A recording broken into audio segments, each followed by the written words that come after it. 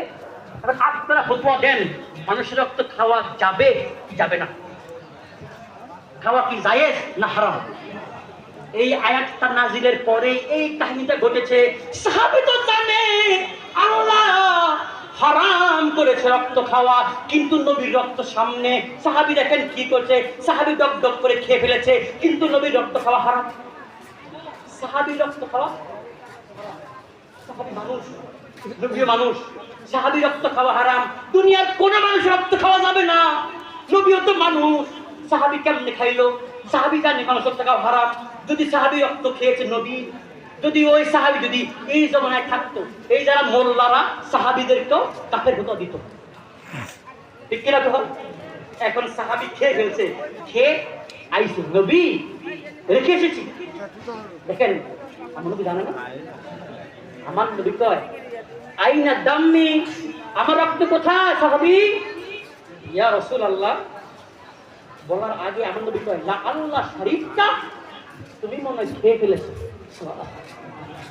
ইয়া রাসূলুল্লাহ আল আন শরীফতু, আমি যখন ফেলতে যাব আমার মনে মনে ভাবলাম কোথায় ফেলবো কোথায় ফেলবো। আমি সাহাবী পেটকেই সর্বনিরাপদ জায়গা মনে করেছি। সুবহানাল্লাহ বলেন।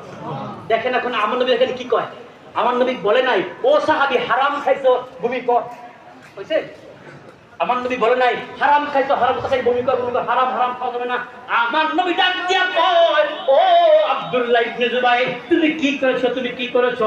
আমি নবীর রক্ত যখন তোমার পেটে গিয়েছে আল্লাহ এই মাত্র আমার জানাই দিয়েছে তোমার পেটকে আল্লাহ জাহান্নামের আগুন থেকে হারাম করে দিয়েছে।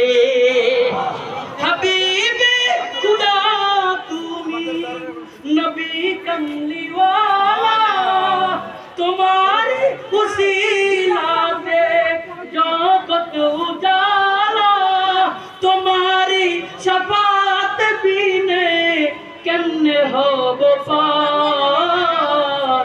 চলো নবীজির জান্নাতে মদিনাতে যাই, মাওলাজির গোলামের কোনো চিন্তা নাই। চলো নবীজির জান্নাতে মদিনাতে। আল্লাহ পাক সকলের অন্তর নবীর মহব্বত এবং সম্মান রাখার তৌফিক দান করে। এই বলে আমি আমার অবসর বক্তব্য শেষ করছি। যদি কোনো ভুল হয়ে থাকে সকলে ক্ষমা করবেন। আসসালামু আলাইকুম ওয়া রাহমাতুল্লাহি ওয়া বারাকাতুহু। সকলে বলে মারহাবা, আরো উচ্চ আওয়াজ করে বলে ইয়া রাসূলুল্লাহ। একটা স্লোগান